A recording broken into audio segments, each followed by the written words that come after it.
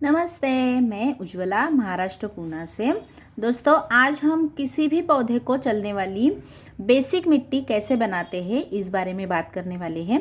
देखिए, अगर हमारा पौधा ज़मीन में लगने वाला है तो उसे कोई ख़ास रिक्वायरमेंट नहीं रहती मिट्टी की, मगर जो भी पौधे हम गमले में लगाते हैं उनके लिए हमें अच्छी और पोरस मिट्टी बनानी बहुत ज़रूरी है, क्योंकि ज़मीन में पानी यहाँ वहाँ फैल सकता है, मगर गमले में, खास करके प्लास्टिक वाले गमले में, पानी ड्रेन आउट होने के लिए सिर्फ ड्रेनेज होल का ही इस्तेमाल हो जाता है। अगर हमारी मिट्टी चिकनी हुई तो पानी बाहर नहीं आएगा और ज़्यादा पानी रुकने की वजह से हमारे पौधे की जड़ें गल जाएगी और पौधा धीरे धीरे खत्म हो जाएगा। तो आज ऐसी पोरस मिट्टी हम बनाएंगे जो सभी पौधों के लिए चल सकती है। सबसे पहले तो हमें लेनी है ये गार्डन सॉइल।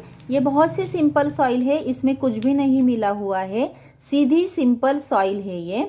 और दूसरी चीज़ है ये सैंड, जो रिवर सैंड है, हम कंस्ट्रक्शन में यूज़ करते हैं वो वाली अच्छी बारीक सैंड है ये, अगर मोटी हुई तो भी चलेगी। और तीसरी बात है ये कंपोस्ट। ये मेरा किचन वेस्ट कंपोस्ट है जो मैं हर पौधे में अक्सर यूज़ करती हूँ। मैं कभी भी गोबर खाद वर्मी कंपोस्ट नहीं लाई हूँ अब तक, मैं सिर्फ ये किचन वेस्ट वाला कंपोस्ट ही यूज़ करती हूँ। और मैं एक चीज़ आपको बता दूँ, किचन वेस्ट कंपोस्ट तैयार करते वक्त मैं जो मिट्टी मिलाती हूँ वो मैं नर्सरी से लाई हुई पौधों की जो मिट्टी बचती है वो मिलाती हूँ। तो उस मिट्टी में केचुए तो होते ही हैं, तो उन केचुओं की वजह से इसमें भी केचुओं के अंडे और केचुए तैयार ही होते होंगे। तो ये मेरा एक प्रकार से वर्मी कंपोस्ट भी है और किचन वेस्ट कंपोस्ट भी है, तो इसका इस्तेमाल आज हम करेंगे।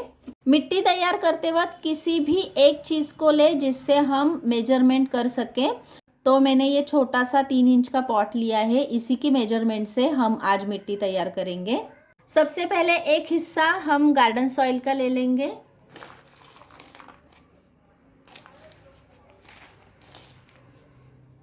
ये एक हिस्सा हमने गार्डन सॉइल ली है और इसी के मेजरमेंट से एक हिस्सा हम ये सैंड ले लेंगे।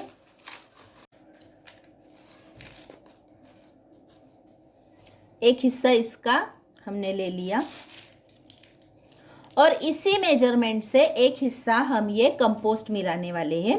देखिए, आप सोचेंगे कि गोबर खाद क्यों नहीं मिलाई है, तो जब भी हम पौधे रिपोर्ट करते हैं या नए लगाते हैं तो हमें कभी भी गोबर की खाद नहीं इस्तेमाल करनी है। गोबर की खाद बहुत गर्म होती है, जिसकी वजह से हमारे पौधे को शुरुआती दौर में पहले से ही ट्रांसप्लांट का शौक लगा रहता है, रिपोर्टिंग का शौक लगा रहता है, हमारा पौधा नया होता है तो वो सह नहीं सकता गोबर खाद की गर्मी।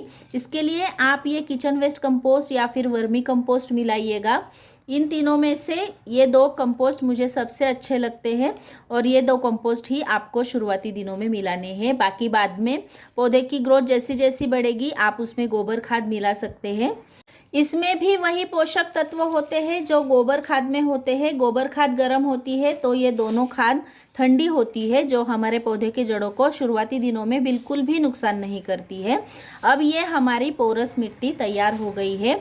ये मिट्टी आप बेसिक मिट्टी के तौर पे किसी भी पौधे को इस्तेमाल कर सकते हैं, चाहे वो फल वाले हो, फूल वाले हो या फिर फॉलिएज वाले पौधे हो। किसी भी पौधे को आप ये मिट्टी बेसिक तौर पे यूज़ कर सकते हो। यही पोरस मिट्टी है। इसी मिट्टी को हम पोरस कहते हैं क्योंकि इसमें पानी नहीं रुकता है, पानी बिल्कुल ड्रेन आउट हो जाता है और मिट्टी की मात्रा इसमें अच्छी खासी होने के कारण मिट्टी में नमी भी बरकरार रहती है। और ये कंपोस्ट मिलाने के कारण पौधे को जो शुरुआती दिनों में खाद लगती है वो भी पौधे को मिल जाती है। तो इसी मिट्टी को पोरस मिट्टी कहा जाता है। इसमें हमें अब सिर्फ नीम खली मिलानी है। ये जितनी भी मिट्टी तैयार हो गई है उसका 10वां हिस्सा हमें नीम खली मिलानी है। अब 10वां हिस्सा मतलब ये 1 मुट्ठी नीम खली हमें मिलानी है। नीम खली ग्रैन्युल्स में भी आती है, पाउडर फॉर्म में भी आती है। आप कौन सी भी नीम खली इसमें इस्तेमाल कर सकते हैं। तो ये नीम खली मिलाने से अगर मिट्टी में हमारे कोई फंगस वगैरह हो तो वो ख़त्म हो जाती है और नीम खली की वजह से पौधे में किसी भी वायरस से लड़ने की क्षमता आ जाती है, पौधे हमारे स्वस्थ हो जाते हैं। अगर आपके पास नीम खली नहीं है तो इस मिट्टी में आप कोई भी एंटी फंगल पाउडर भी इस्तेमाल कर सकते हैं। और अगर ऑर्गेनिक चीज़ें ही इस्तेमाल करने चाहते हो तो हल्दी का इस्तेमाल भी इसमें अच्छे से हो जाता है। आप 2 चम्मच हल्दी इसमें मिलाएंगे तो मिट्टी भी रिचार्ज हो जाएगी हमारी, और इसमें से कोई भी बैक्टीरिया फंगस हमारे पौधे को नुकसान नहीं कर पाएंगे। अब ये हमारी मिट्टी तैयार हो गई है, इसका हम इस्तेमाल कर सकते हैं। इस मिट्टी में आप हर पौधे के रिक्वायरमेंट के अनुसार और भी चीज़ें मिला सकते हैं, लेकिन ये बेसिक मिट्टी है, इसमें ही आप मिलाएंगे।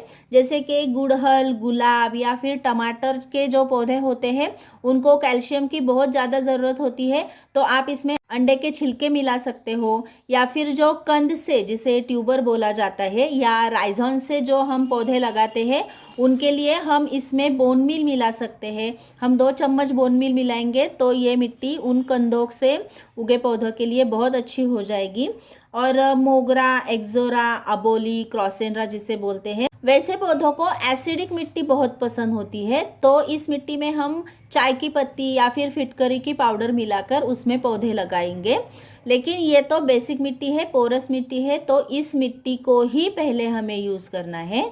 इसी में हमें बाकी की चीज़ें पौधे के रिक्वायरमेंट के अनुसार मिलानी है और उसमें पौधा हमें लगाना है। तो कैसा लगा आपको ये वीडियो? अच्छा लगा तो लाइक ज़रूर कीजिएगा, और अगर आप नए हो, मेरे चैनल पर पहली बार विजिट कर रहे हो, तो मेरे चैनल को सब्सक्राइब ज़रूर कीजिएगा। नमस्ते।